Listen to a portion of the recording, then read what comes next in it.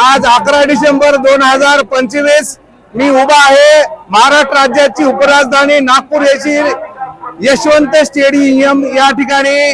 आणि या ठिकाणी आपण पाहू शकतो आद्य क्रांतिकारक राघोजी भांगरे प्रणीत राज्यातील आदिवासी कोळी महादेव, कोळी मल्हार, डोंगर कोळी, टोकरे कोळी, मल्हार कोळी या जमातीच्या वतीनं काल हजारो बांधवांचा, महिला भगिनींचा मोर्चा विधान भवनावर गेला होता आणि त्या मोर्चाचं रूपांतर आज आमरण उपोषणामध्ये होत आहे।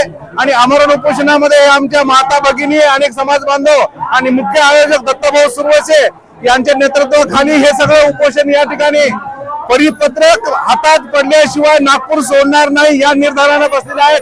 त्यांची मुख्य मागणी अशी आहे की राज्यातील महादेव कोळी, मल्हार कोळी, ढोर कोळी, टोकरे कोळी जमातींची 1950 पूर्वी शासनाच्या कायद्यानुसार, जनगणना आयोगाच्या आदेशानुसार कोळी नोंद झालेली आहे आणि कोळी नोंद मान्य करावी, कोळी नोंद कॉन्ट्रा एंट्री ठरवू नये हे एकमेव परिपत्रक निघावं म्हणून यांची ही मागणी आहे आणि ती सनदशीर न्याय मागणी आहे। या मागणीसाठी हे समाज बांधव या ठिकाणी आज आमरण उपोषणाला बसले आहेत आणि राज्यभरातल्या या माझ्या महादेव, मल्हार, ढोर, टोकरे कोळी बांधवांना मी विनंती करतो की या उपोषणामध्ये आपण सहभागी होण्यासाठी आज सुद्धा आपण घरून निघायचंय। घरी जे काही गेलेले असतील त्यांनी जसं जसं आपलं वाहन मिळेल त्या वाहनानं नागपूरच्या दिशेनं कूच करायचे।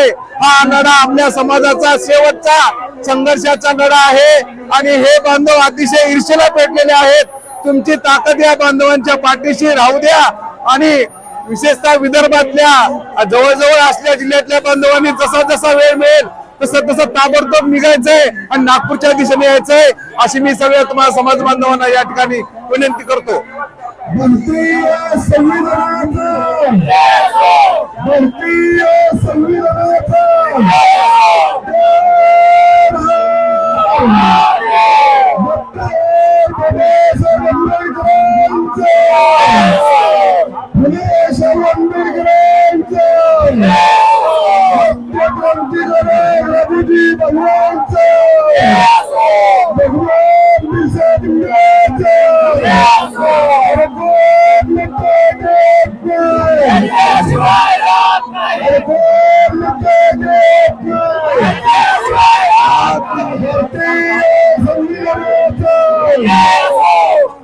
आपण पाहू शकतो या बांधवांचा अतिशय उत्साह आहे।